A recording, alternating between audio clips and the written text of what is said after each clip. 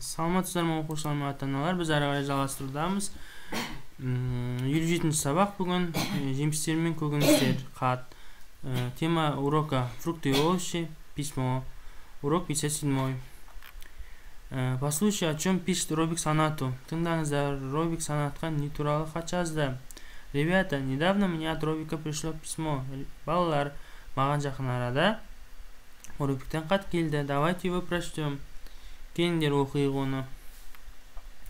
Здравствуй, Санат. Қалай жағдайың, Санат? Я пишу письмо из больницы. Мен бұл хатта ауруханада жатып жазып жатырмын. У меня ухудшилось здоровье. Менің денсаулығым нашарлап кетті. Болят голова, ноги, руки. Басым, аяғым, қолым ауырады. Не могу бегать, играть, учиться. Жүгіре алмаймын, ойнай алмаймын.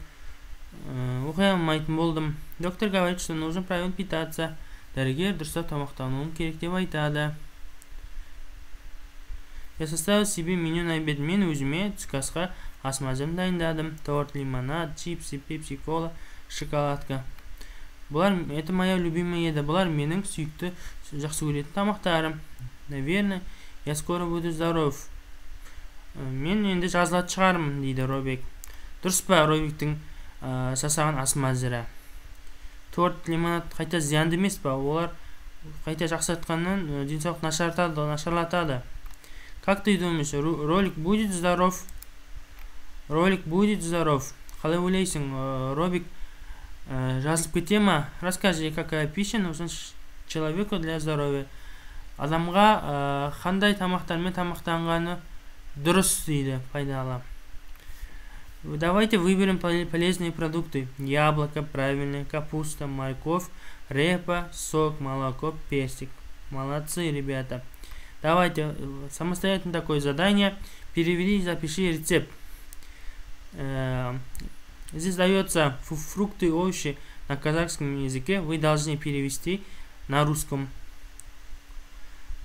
Например, шалкан, репа, казанак, помидор.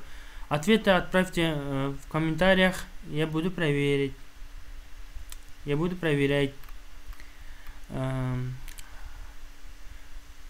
Еще такое задание.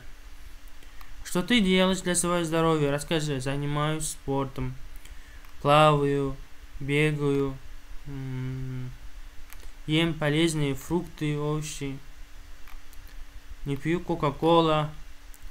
Самостоятельно про себя скажите, что ты делаешь для своего здоровья. Все, на этом наш урок закончился. Всем до свидания. До скорого встречи.